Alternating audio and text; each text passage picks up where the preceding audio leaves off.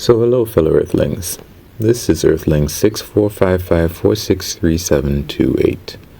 And I wanted to talk about the fact that I think that you have to be prepared to be mean to people when it's necessary. And you have to be as mean to people as they are prepared to be as mean to you. I went through life, a long periods of my life where I never wanted to be mean to anybody, even in the face of when they were mean to me. And it reminds me of when I was playing a game with my cousin when I must have been 12 or 10, something like that. And he was 8, 9, maybe 3 years younger than me. And, we were playing Uno, and you're not supposed to, before I go too far, I guess I should say who I am. I've already said my name, but I'm a life hacker. I guess that's what I decided that I was, and that's how I'm going to introduce myself from now on. In terms of what I've done as a life hacker, I've hacked myself, I've hacked my body and my mind. No, I'm not a cyborg, but I have lost 85 pounds from the heaviest that I was. I have quit smoking. I've been able to, right now, I'm trying to learn Korean. I can type in Korean, but not in English. So I'm trying to learn to type in English. And I am trying to learn some more mathematics. I got a 4-year scholarship to a university a long time ago. So I didn't have to pay anything for that tuition scholarship, not like everything scholarship. So that was good. And so that's me.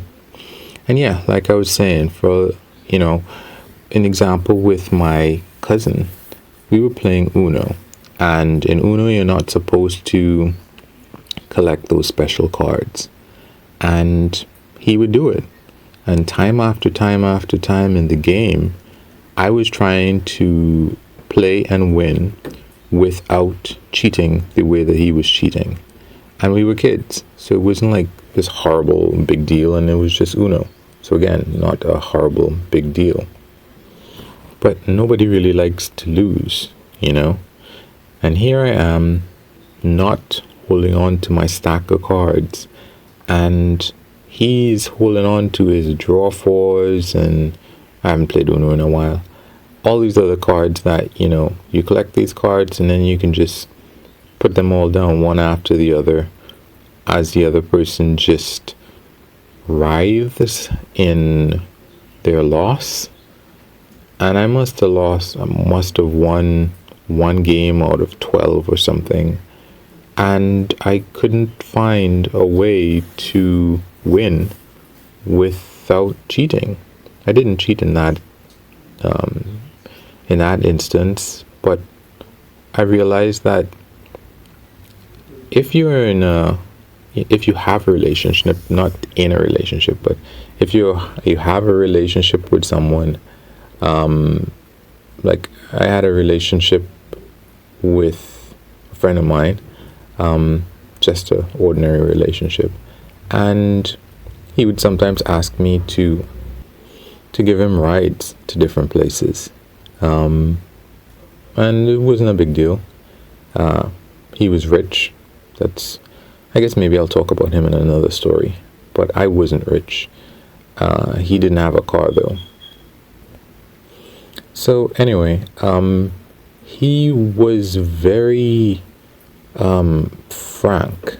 He would just say whatever he felt like about me, about anything, And I don't think that he wouldn't have classified himself as being mean, but a lot of the things that he would say would kind of hurt, or they might yeah, that might hurt my feelings because he was just being, he might say, honest about X or Y or Z. But, what was really great was that once I realized that, hey, at least with you, because you're acting this way with me, and I'm going to do that with you, I can tell you almost anything that I want to tell you because that's what you do with me. And it was really nice in a way. Of course, his feelings were hurt, I guess, because he didn't encounter other people who did the same thing, like right back to him.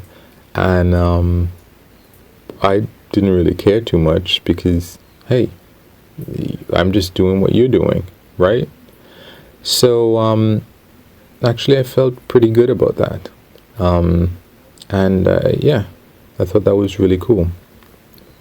In another example, like in the area that I live in, there are a lot of people who, especially when I came back to live here, like a long time ago, there are most people, or many people, would say hi, and I'm the kind of person at that time I would be like, hey, hey, hey, hey, hey, hey, hey, everybody. But it really hurt my feelings when people didn't respond in kind. Some of them might just look at me. Some of them might never say hi unless I said hi first. And it really used to bug me. And at some point I was like, I'm going to stop this.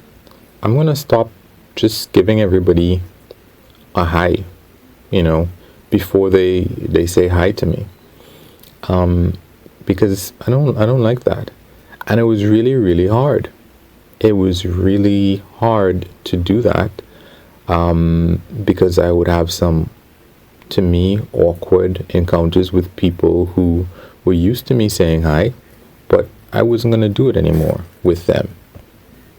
If they said hi, we were going to say hi. If they didn't say hi, we weren't going to say hi.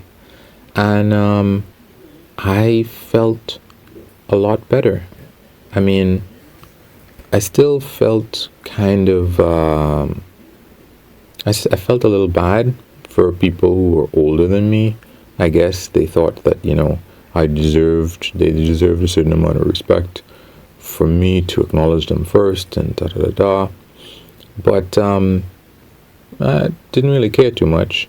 And especially with some people that I realized, like, neighbors or something, who might abuse my greeting to say, like, if a neighbor, for example, was doing something that I didn't like, sometimes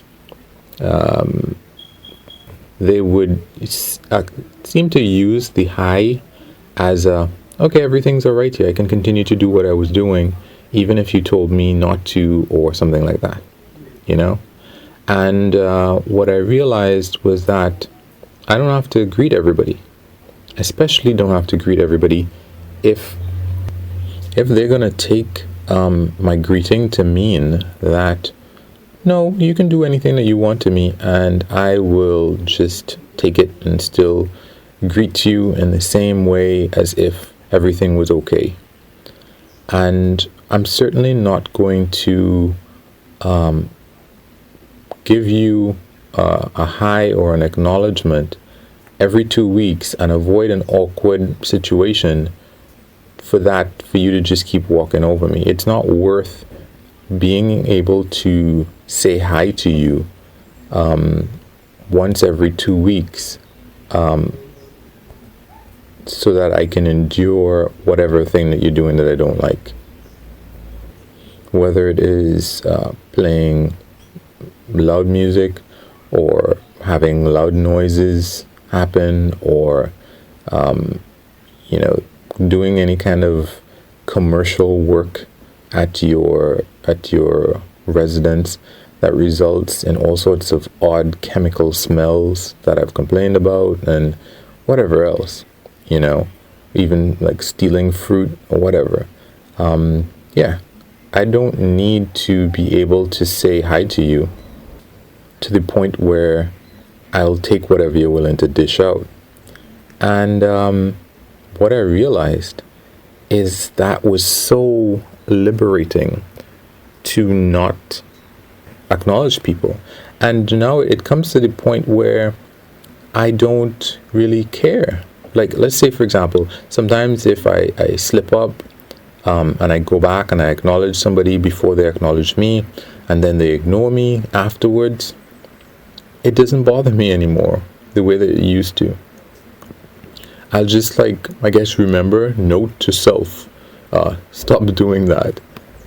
Yeah, and with respect to the neighbors who would take my greetings as a license that whatever they were doing was fine and they didn't need to pay any attention to things that, I might ask them to do or not do or whatever.